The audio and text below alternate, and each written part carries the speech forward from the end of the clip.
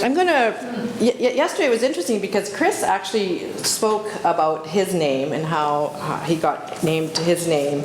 And in The Emperor's Orphans, I wrote a little bit about how I was named. So I'm just gonna read that to you. My baby photo album, a thick gold coiled affair with an embroidered cover of a faun addressing woodland creatures in a meadow, tells of my birth on September 26, 1964, or Showa 39, as this album is Japanese, at 10:10 in the evening. My birthplace is listed as Canada, Taber, Alberta, and my condition is recorded with the Japanese character for good, yoi. The album says I was 19 and a half inches, my birth weight was 7 pounds, 8 ounces, and my blood type is B. My name is printed in Japanese, except for the Sally part. In full, it reads Ito Sachiko Sally. I was given this name by my paternal grandmother. Sachiko means happy child. It is my Japanese name and not used by anyone except my mother, who always referred to me as Sachan when I was growing up. It is a common Japanese name, for who does not want their child to be happy? Sachiko was also my secret name, the name of my Japanese self, rarely used but secretly felt almost every day of my life. Chiyoko, my Japanese-Canadian grandmother, the woman who gave me this name, was also a woman who once said of her life, "Un ga warui," fate is bad. Born in Canada, but shuttled between Japan and Canada before and after the war, against her will, first by her father and then her husband, Chiyoko had struggled all her life with an identity that was never her own. Un ga warui, fate is bad. Like the subjectless language Japanese frequently appears to be, the direct English to Japanese transliteration implies a subject, the my that should be in front of the word fate, or the to me that should end the sentence.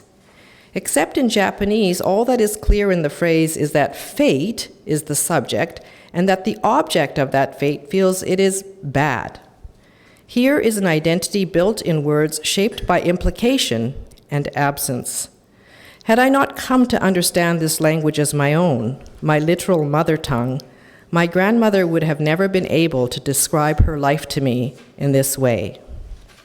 Perhaps the act of naming me Happy Child in Japanese was one of hope against circumstance, a talisman to protect me from future harm. How I would grow into that secretively happy Japanese identity from the fate that made it so bad for my family in the past is also perhaps the reason why I am writing this story. Sally, on the other hand, was a name suggested by my mother's younger sister, my Aunt Michiko.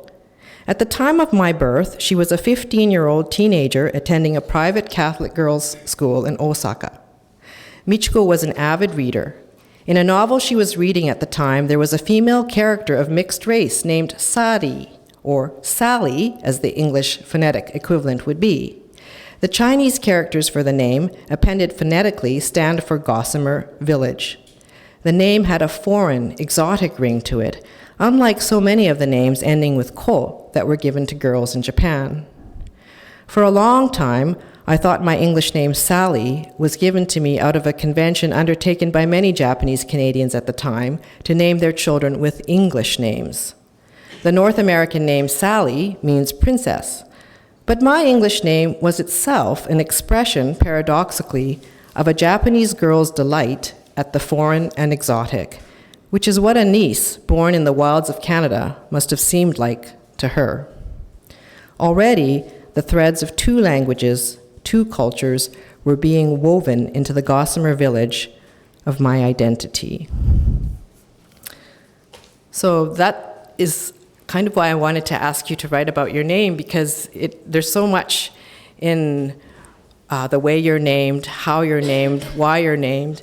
And for those of you that have the Chinese characters, it's also very interesting to look at the characters of your name. In my case, Ito. This is E and this is To. The E part is just, I've never looked into the meaning of the E part. I've always known it as phonetically what it's standing for E. But To, the To part means wisteria, the wisteria flower.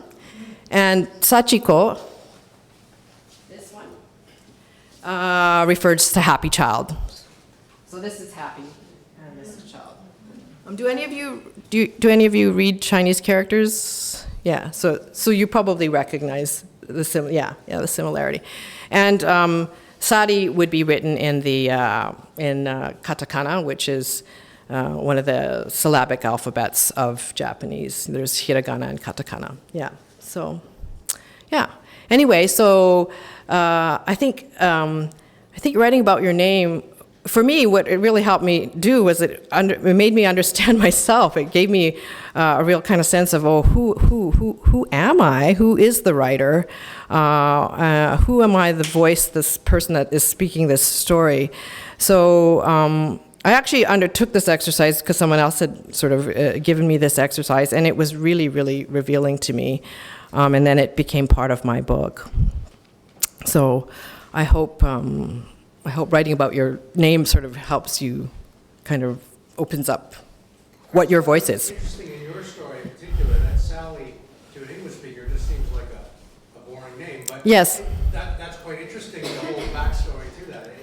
This whole other. Yeah, and I thought so too. For a long time I thought that I had been named just because there was a convention, especially for Japanese Canadians, especially to assimilate and then take on English names. And for a long time, that's what I thought it was. And then I found out later that, no, in fact, it was my aunt in Japan, my teenage aunt in Japan, who was inspired by a book, to suggest that to her sister. Yeah. Any other comments on namings or names or? Okay, so the next thing I'd like you to do is I'd like you to take a piece of paper, again, and I'd like you to make a list of 10 significant events, okay, personal, okay, and or historical in your life or your family's life that you would like to write about. And I want you to be specific, okay? For example, if it's your move to Canada, when was it? Okay. If it's the birth of a child, name that child and when it happened. If it's the death of your grandfather, okay, when did it happen? Okay. So make a list of 10 significant events that you would like to write about. I want you to look at that list carefully and circle one item that you would like to write about the most. Okay, circle one item that you would like to write the most. Then I want you to take a clean sheet of paper, and the one that you circled, I want you to write at the top of the page as if it were the title of what you were going to write. Close your eyes. And I want you to take yourself back in time to the moment of that specific event. And I want you to sink into that place and imagine it as a scene at which you are now present. Okay? So close your eyes and go back in time to that moment at which you were present at this event. Okay, now open your eyes and look at the blank page. Pretend that I am calling you on the phone, and I want you to answer the questions about what you are seeing in the scene on the page. Okay? And here is the first question. Where are you? Where are you? What time of day or night does it seem to be? What season is it? Where is the light coming from? What's the temperature like? What does the air smell like? What does the air smell like? What are you doing? What are you doing?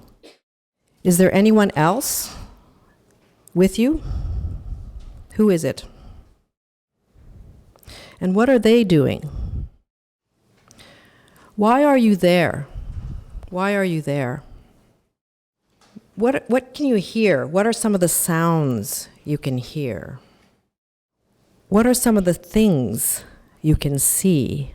For example, what's directly in front of you? What's directly in front of you? If you turn your head to the right, what's there? If you turn your head to the left, what's there?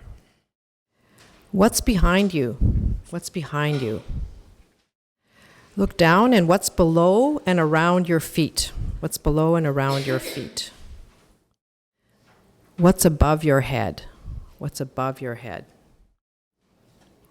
Okay, good. Now you've answered these questions, and what I'd like you to do now is to write this scene, because you have now the things necessary to make a scene in a paragraph, and I want you to stay in first person, present tense. I'm in a hospital room. The light is coming from the left window on my father's face. Okay, so what you've done here is basically written up a scene, and scenes are what make up stories, in fact. And this is such a big room. I was hoping that it would be a small group and then we could share, but I think it's too big for everyone to share, and some of you probably may not want to share. But if you could maybe just get into groups of 4 and introduce yourself. You could use your name explanation. Introduce yourself to each other, and even read the thing about your name to them if that would help. And then I would like you to read what you've written for those of you who do want to share in that group. And I think reading it will also help you express more that what is in that scene and what the words are doing in that scene. Okay, so if you can just get into groups of 4. Because I get a lot out of them. So I hope you enjoyed doing this writing exercise. And if you have any questions, then you can feel free to ask me. Yeah. Yeah. Well, then your recourse is books. And I did actually try and find books, and there wasn't a lot available. But in the case of my father's family, they were in Delta Surrey area, and there's actually Raymond knows this. There's actually a really great book written by this person on a local history, and he got various different families to contribute their stories, and there was lots of interesting information in there. And sometimes you can. So this is where I talk about the personal myth part, the parts that imagined, because if you can't get the stories anymore, then you have to go and read a local history or something and imagine what their life is like and recreate the scenes of what they went through by reading. Yeah, I really like this exercise because it gives you, it puts you into the scene, and it makes you feel sensually where you are in that scene, in the place in your imagination, right? And I'm also a visual artist, and so I like to kind of look, right? Look at the details, right? And that's what this exercise does. Yeah, and it's actually based from. The exercise, there's another portion to it. I didn't do it today. It's called the spiral writing, but it's by Linda Barry. I don't know if any of you know the comic book artist Linda Barry. Yeah, I got the exercise from her. Yeah. Right. And interviewing your elder is it's a whole kind of structure, right? That's very, very difficult, right? And they're not always going to tell you stuff too, right? Yeah. And it might be what they're not telling you, or. But you might be able to, again, take pictures and take pictures or take books and read a passage from a book that describes that area, and then just evoke the memories that way. Yeah.